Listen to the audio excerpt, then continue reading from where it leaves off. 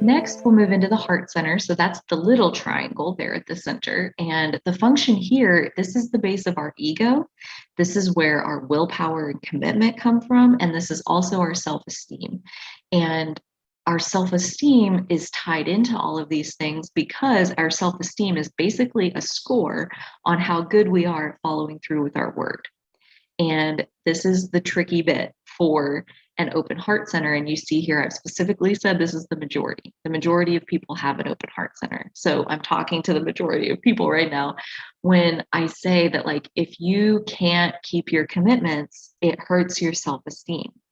So that means with an open heart center, you don't have access to that energy, that egoic energy on a regular basis. You're soaking up egoic energy from people around you. And when you do that, you're amplifying that egoic energy, and you have a potential to get stuck trying to live up to somebody else's ego instead of operating on your own inner truth. And so this heart center is probably one of the ones I saw that's like the most, it really depends. If you have a heart center that's defined, then you are very well served by following your egoic desires. And really, most likely, the entire universe is served by you following your egoic desires. And for most people without a defined heart center with it open, they are better served to release their ego as much as they possibly can, to let that be open and a free-flowing moment-to-moment experience of the world, and less a defined egoic image of themselves.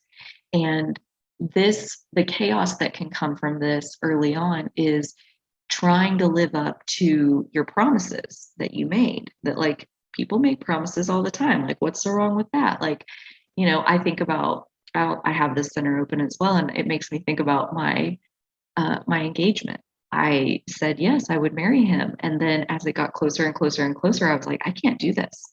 I can't. No, I don't want to. And it took me a long time to figure that out because he wanted to get married. And I was soaking up his energy. I know it for a fact. And I said yes, because, like, okay, that sounds good. And then as it really came to pass, like, I had to cancel that wedding. I didn't go through with it because I just can't. And so every time you go back on your promise, you risk injuring your self-esteem until potentially you've broken so many promises that you have no self-esteem. And you think you're worthless because you can't even keep a promise. Well, how about this? And this is something that felt like such delicious medicine to my soul, and I'm so excited to share it with you. This little protective bit down here at the end of the open description is that with your heart open, you can only stick to what is meant for you. Any promise you've ever broken was because you shouldn't have made that promise in the first place. It wasn't meant for you. You promised something that wasn't true to who you are. And in the long run, you figured out that that's not true to who you are. And you quit that, or you gave it up, or you went a different direction, you changed your mind, whatever. So that's a nice thought, that, like, you're not just randomly flaky. You're not just randomly, trying to hurt people by backing out of commitments that you made. It really is a protective measure of the universe that you cannot stay with things that aren't meant for you. So looking at it with that slightly different perspective, it becomes a matter of, like, with an open heart center, don't make promises in the first place. You can't keep them. You know that the only thing that's going to show you if something is meant for you or not is time. And making a promise right now, you don't know. You don't know what time is going to reveal in terms of who you are and, the greater clarity behind your authentic self. So watch the promises, just don't make them in the first place, and trust that if something is truly meant for you, that the willpower to stick to that commitment will be organic and it will naturally flow through you, because that's what you're meant to do. That's your authentic self. It'll be easy to stick with it if it's meant for you. So I feel like that made me feel a whole lot better. The questions, do you often wonder if you're good enough or if you're doing things because you're not yet good enough?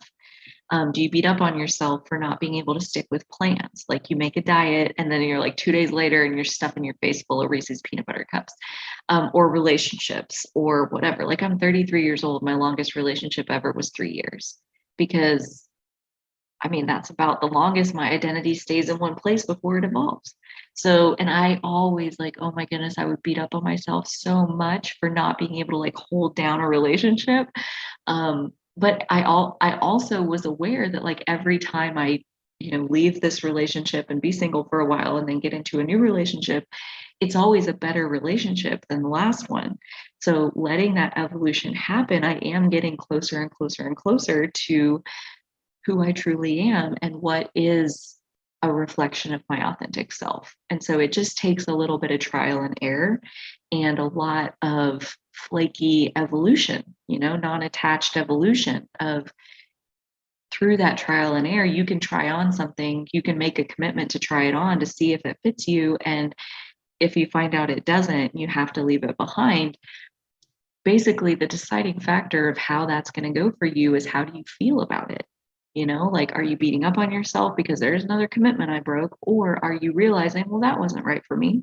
Good. Okay, so we're back to a clean slate, and now I'm more likely to attract something that is more right for me. So, again, it's just a matter of how you treat yourself along that process. And the open ego, it seems like a really defining factor that you see over and over again is the need to prove yourself to others because you don't trust that you're inherently good enough.